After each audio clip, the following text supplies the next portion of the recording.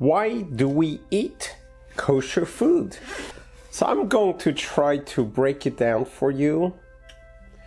I would like to share with you the history of keeping kosher, what it means to keep kosher, and how to keep kosher. And it's not as complicated, as difficult as it may sound. So let's begin. What does the word kosher mean? Kosher comes from the Hebrew word of kosher, when something is proper, when something is the way it needs to be. Until the flood with Noah, humans did not consume meat. We were all vegetarians.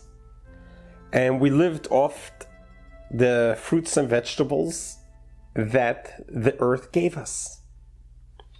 It was only on the boat during the flood where meat was permitted to be eaten.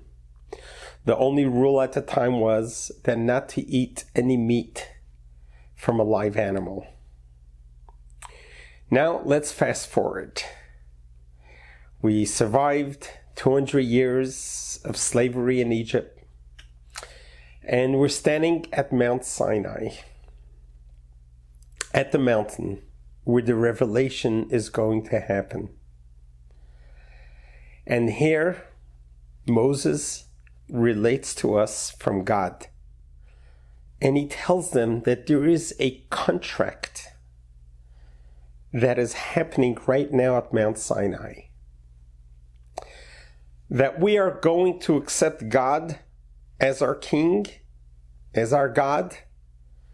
We're going to believe in God. We're going to trust in God.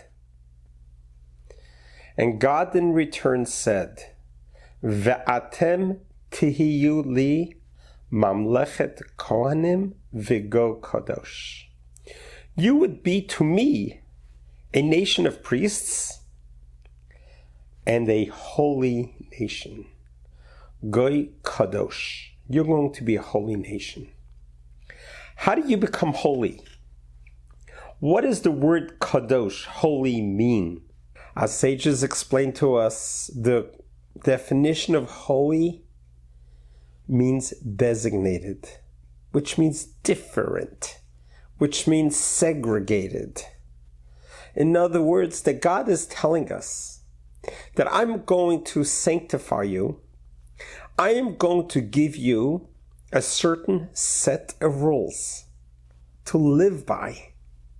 And I'm going to imbue in you a level of holiness, because you are going to be different than the rest of the world. You are going to be having different responsibilities, different obligations than the rest of the world. It doesn't make you better than others, because all humans are created equally. But you are going to be receiving now the Torah. You're going to be receiving now the 5 books of Moses. Within it, there are 613 commandments. And within it, I'll begin with the 10 commandments. And that's when Moses brought down the 10 commandments on Mount Sinai. That was the revelation. This revelation happened in the presence of 3 million people, approximately. They all witnessed, they saw God, they heard God, and this was a revelation that's never happened before and never happened since. But this was witnessed by 3 million people. Till today, 3,333 years later, the same words that were spoken at Mount Sinai stands true and alive till today. So now, God put us on this world. We're born. Now the question is, how do we survive this journey in life? How do we survive this journey from birth to death? Well, each one of us, whenever we embark in purchasing a car or any electronics, each one comes with an operating manual. And in the operating manual, it specifies exactly how to operate this particular product, whether it be it a car, whether it be it electronics, whether it be an airplane, whatever it may be, there's an operating manual that comes with it. Well, how about us human beings? When we're born, where's the operating manual? How do we know how to operate this product? How do we know what works best, how to maximize its life and how to function? How do we get this product to work? That is what the Torah is. The Torah is an operating manual that tells us exactly how to make the journey from birth to death. A journey that's not just worthwhile living, but a journey that's going to be a value journey, a meaningful journey, a pleasant journey, an enjoyable journey, and a journey that you could be so proud of. So now let's bring it to the next level. Why did God create us human beings with the need to eat food? Wouldn't it be so much simpler, so much easier if we did not have to eat food? Eat our 3 meals a day and snacks in between, and midnight snacks, afternoon snacks, and this whole journey of being challenged all day long, getting hungry, eating, and the amount of time we spend on food, processing the food, eliminating the food, and every day starts over the beginning again. Why? Why not just create us as human beings to be able to do whatever God wanted us to do in this world and eliminate the whole food chain business? Wouldn't life have been a lot simpler, a lot easier? But no, God created us human beings with a specific need to eat foods. Why? So in mysticism and Kabbalah teaches us, now, why are humans put on this world altogether from the beginning? And it explains that we are a partner in creation. Our job is to transform the world, to create what's referred to as ex nihilo, to create something from nothing and then nothing into something. It's a process. So by us taking this world and taking as something, taking an apple, and as we take the apple, we say, thank you, God, for giving us this apple. There's actually a prescribed blessing for every food we ingest. And as we eat this apple, we get energy. To do what? To do good in this world. So we have just now elevated, transformed this apple into energy. Something into nothing. God created us from nothing, and now we're taking the something and creating it into energy. Thus is the process of eating is part of God's initial need for this world. Why we are in this world. We are partnering with God and transforming the world, taking physical material and turning it into spiritual material. And in essence, our bodies is a factory to transform material matter into spiritual matter. That is the whole process of eating. In the Jewish world, there's the code of ethics, the code of laws that teaches us so many laws about eating. And that eating, we don't just eat as gluttonies to satisfy our hunger, but we rather meditate upon our food. Specifically on weekends, on Saturday, when you sit down to a meal, We sit down with our finest clothes, and we consecrate the meal with prayers, and we recognize the gift of every food that's on the table. And we sit at a table with great respect. As a matter of fact, our sages teach us that a table is compared to an altar. So every table is a holy place because we're sacrificing the food by ingesting the food and eating it properly and transforming it into energy.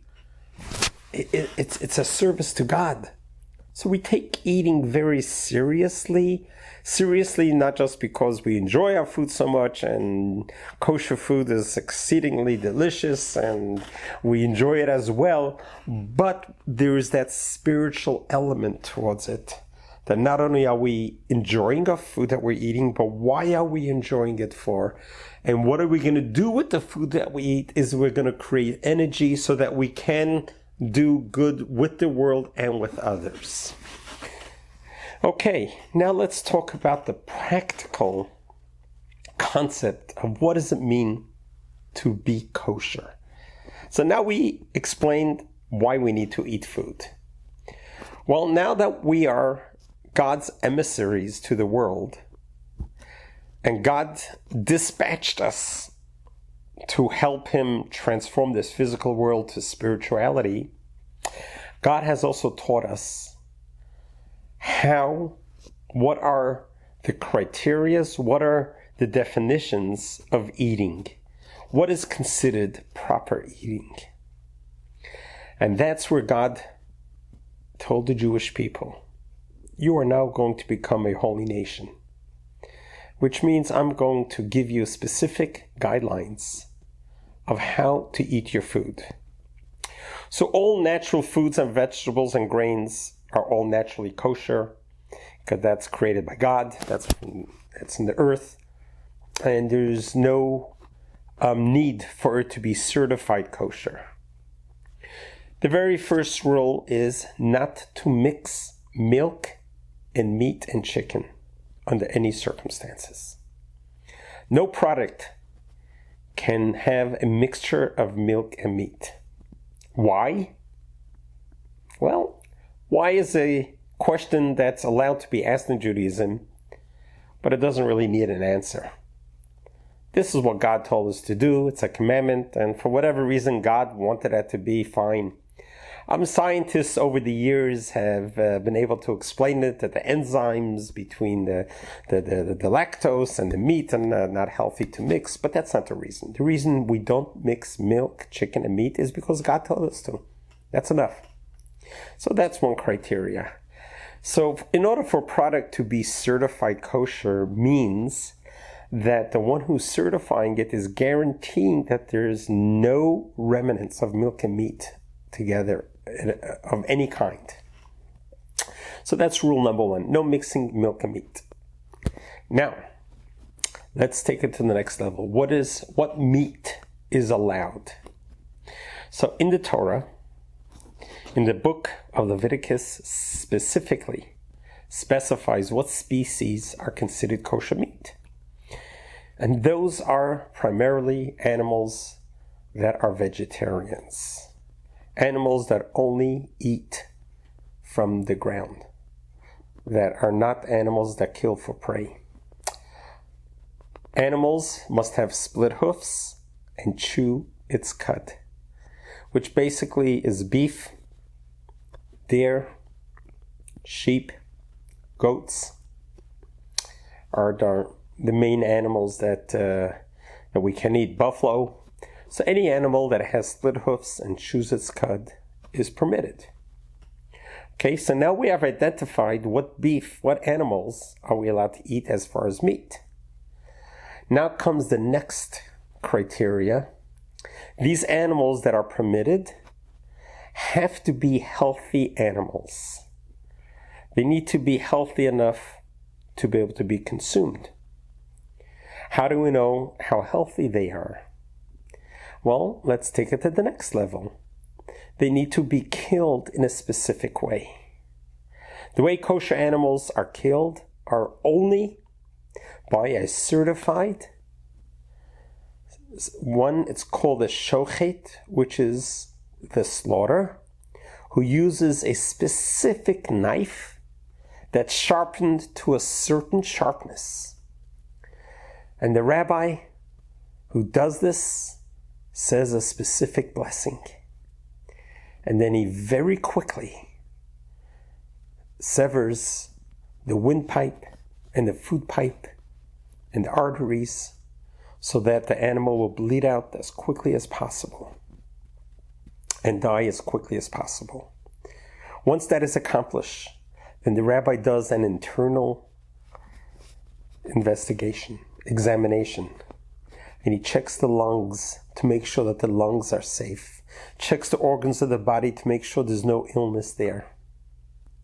Only after that's all done, then as the animal is being dissected, only the upper part of the animal is to be used. The lower part, where the sciatica nerve is not used because it's very complicated to dissect the sciatica nerve in the animal. So we're going to eat the upper part of the animal.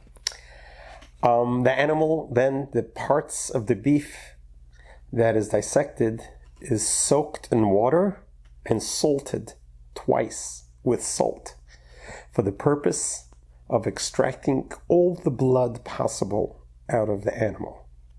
As the Torah tells us, we are not allowed to eat the blood of the animal.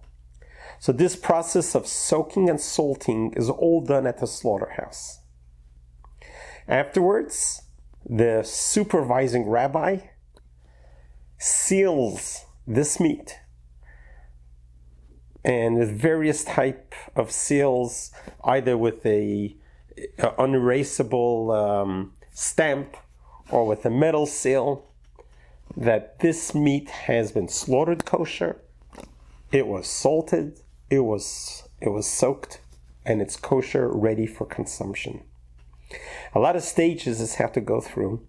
As a matter of fact, many animals that are slaughtered cannot be used because they're not healthy, and they get sent to the rest of the slaughterhouse for non-kosher consumption.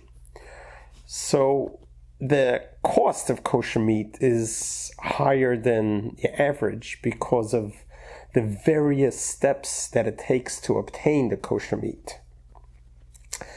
Once it leaves the slaughterhouse, there is what's called the chain of custody, taking the rules of kosher so seriously to make sure that at no time can this meat ever get mixed up with non-kosher meat that did not go through this process. The same thing are with chickens and with turkeys, that ducks, the same criteria, that they need to be slaughtered properly, and they get soaked, and they get salted, they get sealed, and it needs to have this double seal until it reaches your kitchen table. There's a chain of custody that's required to make sure that you are getting true kosher food. Okay, so now that's the definition of kosher beef and fowl and kosher chickens and ducks and turkeys. What about fish? The only seafood that's kosher is seafood that has fins and scales. Any of the seafood that does not have fins and scales, one cannot eat. So in other words, salmon, carp, pike, flounder, all the typical fishes that have fins and scales are kosher. But interestingly, there's no requirement for kosher slaughter. There's no requirement for soaking and salting. The only requirement is to be guaranteed that it is the right species that is kosher. So 0 shellfish, 0 of any other fish that crawl on the bottom, the lobsters, the shrimp, and the crabs, and none of those are kosher. So here we covered the 3 living animals, the fish, the chicken, and the beef, that we are to eat. We are permitted to eat. We don't have to. One could choose to be vegetarian. But in traditional Jewish law, at least for Saturdays and holidays, we celebrate these days with a treat of having either a fish plate or a chicken plate or a meat plate. And this, we have just been doing this for generations. It makes the day special. It makes the Saturday, the holiday special. Taking upon yourself to keep a kosher home, which means, like we spoke about, not mixing milk and meat. So when we are at home, we actually have a separate set of utensils for milk and for meat, a separate set of dishes for milk and meat, a separate set of cooking utensils, of baking and roasting pans for milk and meat. So we should not mix the two. It may sound a little complicated, but it really isn't. Once you dive into it and once you learn how to do it, I have helped many of hundreds of families over my career who have never kept kosher, and have guided them and taught them, and realizing how beautiful it is to keep a kosher home. Keeping a kosher home brings a blessing to your home. It brings God into your home in a way like never before. It brings blessing to your body, to your spirit, because you are following the operating manual. You are eating the foods that God sanctioned you to eat, so that your bodies should be healthy, so that this journey from birth to death could be a healthy journey, a healthy body. Every morning when we wake up and we thank God for another day, we want to make sure that we're going to feed this body with the food that God wants us to. God-blessed food. Let me share with you a story that recently happened, just so you can understand the rules and regulations are not just rules and regulations to make life difficult for us, but it's rather an assistance, a guideline to help us maintain the sanctity of keeping kosher.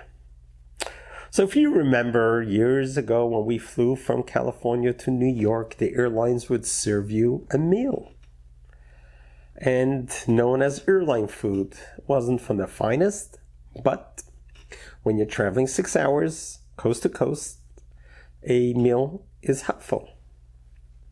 So they would have regular meals, and then they would have kosher meals. Here's a young yeshiva student. When he made his reservation, he asked them specifically for a kosher meal. When you made your reservation, you reserved your seat and what kind of meal you wanted, whether it was vegetarian or whether it was kosher or regular. So this student reserved his kosher meal. He gets on the flight and he's sitting next to a gentleman who pretty much kept to himself. Came time for lunch. The stewardess comes by, serves the gentleman his non-kosher meal, sandwich. And the young yeshiva student asked the stewardess, I ordered a kosher meal. Is the kosher meal available? She says, I don't think I saw one, but let me check. So he's sitting and waiting. Then eventually she comes and she says, yes, as a matter of fact, we found your sandwich. It took a while, but we found it. So he puts the food tray on his table. He unwraps it, looks inside, and he sees some salami, pastrami, a deli sandwich, and in a roll, in a bread roll. And he said to himself, you know what? I need to wash my hands before I could eat bread. So he excuses himself with the guy sitting next to him. He goes to the bathroom, he washes his hands. He comes back, he sits down, and he looks at his sandwich.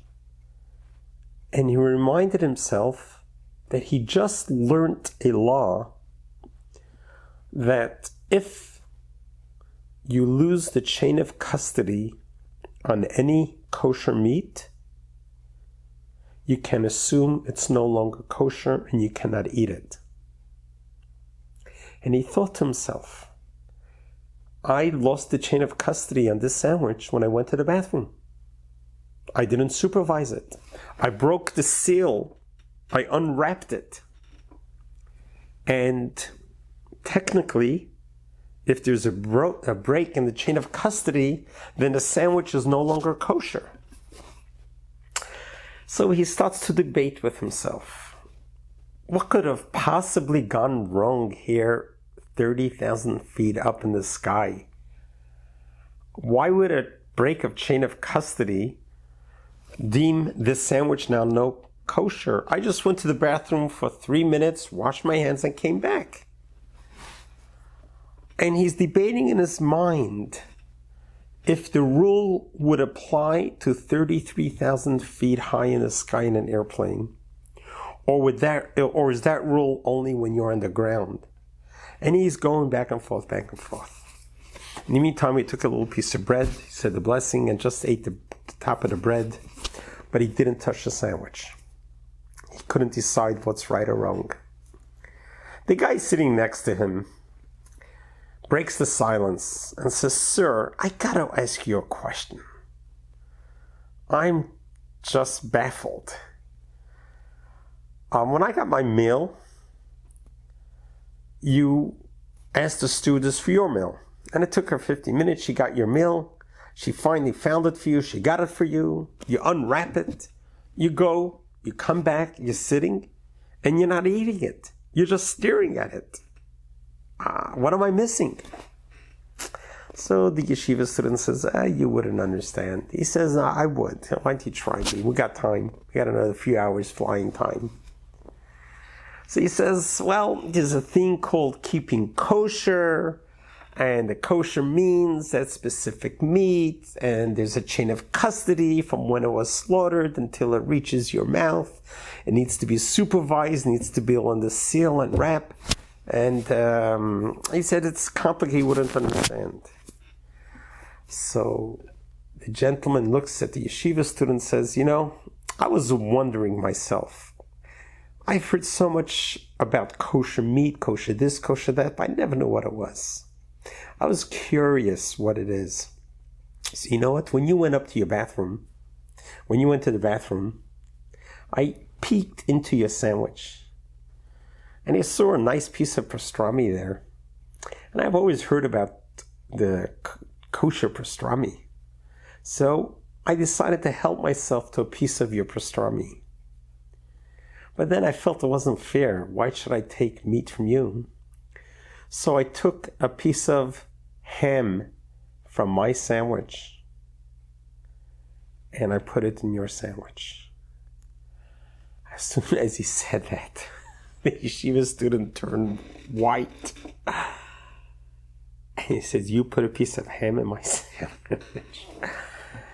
And he tried to explain to him how ham is pig, is prohibited under any circumstance in Jewish law. Interesting, a pig does have split hoofs, but doesn't chew its cud. But now the student understood why there was a law of a chain of custody. Even though you would think at 30,000 feet up in the sky, what could possibly go wrong? Something possibly went very wrong. If he would have justified that the law doesn't apply here of chain of custody, he would have ingested ham. And he would have a very difficult time repenting from eating ham for a Jewish person who has never ever tasted the taste of pig in any shape or form, or at least consciously.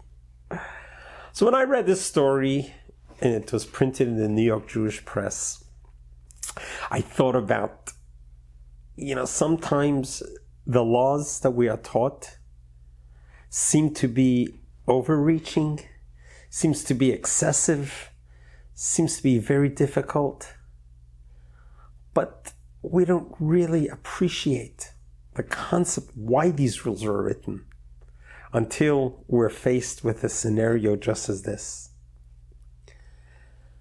This is what it means to keep kosher.